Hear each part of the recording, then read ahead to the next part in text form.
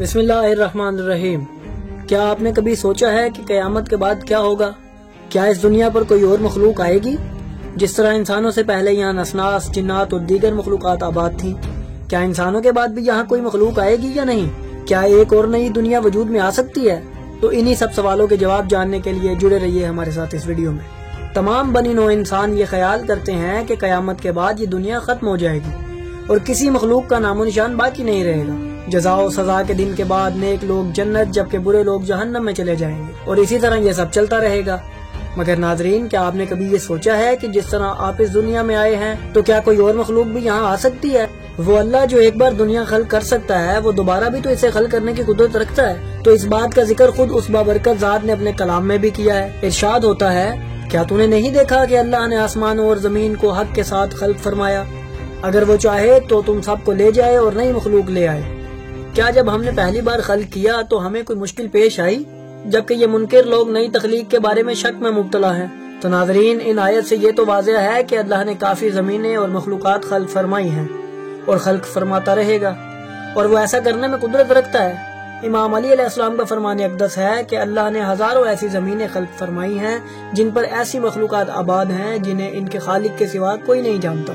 تو اس پر سوال ابھرتا ہے کہ جس طرح انسان سے قبل یہاں پر ہزاروں مخلوقات آباد تھی جن کا ذکر ہم وقت کے ساتھ ساتھ اپنی ویڈیوز میں کرتے رہتے ہیں، تو کیا انسان کے بعد بھی یہ سلسلہ چلتا رہے گا؟ تو جب ہم کتب تفاسیر کا مطالعہ کرتے ہیں تو ہمیں ملتا ہے کہ یہی سوالات ان آیات کے ضمن میں جابر جوفی نے امام باقر علیہ السلام سے کی۔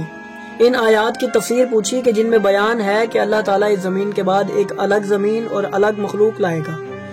اس پر امام باقر علیہ السلام نے فرمایا، اے جابر، اس آیت مبارکہ کی تفسیر یوں ہے کہ جب اللہ اس مخلوق کو اس عالم کو فنا کرے گا، اہل جنت کو جنت میں اور اہل دوزخ کو دوزخ میں ٹھہرائے گا، تو اس جہان کے علاوہ ایک نیا جہان خلق کرے گا اور ایسی مخلوق وہاں آباد کرے گا جو اس کی وحدانیت کا اقرار کرتے ہوئے عبادت و بندگی کرے گی۔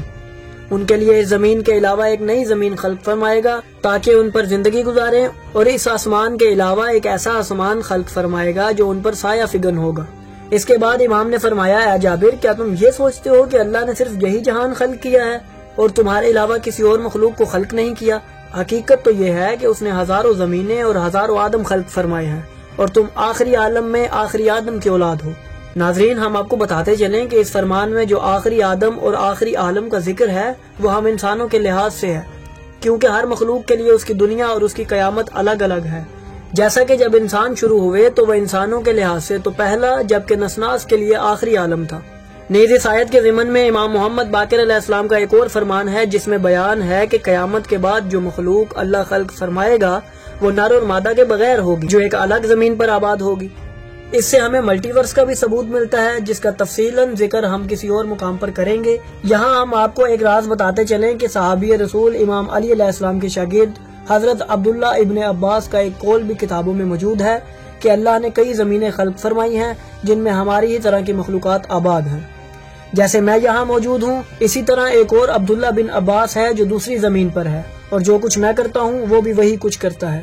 بلا شبہ ناظرین، اہل بیت ہی بتا سکتے ہیں کہ اس کائنات میں اور اس سے باہر کیا کچھ موجود ہے، کیونکہ وہی وہ سلطان ہیں جو اس کائنات کی حدود سے باہر بھی جانے کی قدرت رکھتے ہیں، اور وہی ان تمام موجودات پر اللہ کی حجت بھی ہے۔ ان سے جب سوال کیا گیا تو انہوں نے ہر شخص کی عقل کے مطابق اسے جواب دیا۔ ایک مناظرہ جو عیسائی اور امام محمد باقر کے درمیان ہوا، جس میں انہوں نے دلچسپ سوال پوچھے، یہ مناظرہ ویڈیو کی شکل میں ہمارے دوسرے چینل بلینڈ آف ہسٹری پر موجود ہے۔ تو ناظرین، اگر آپ کو ہماری یہ کاوش پسند آئی تو ہماری اس ویڈیو کو لائک کریں اور ہمارے چینل کو سبسکرائب کریں اور بیل آئیکن کو بھی دبا دیں تاکہ آپ ہماری آنے والی ویڈیو سے مستفید ہوتے رہیں۔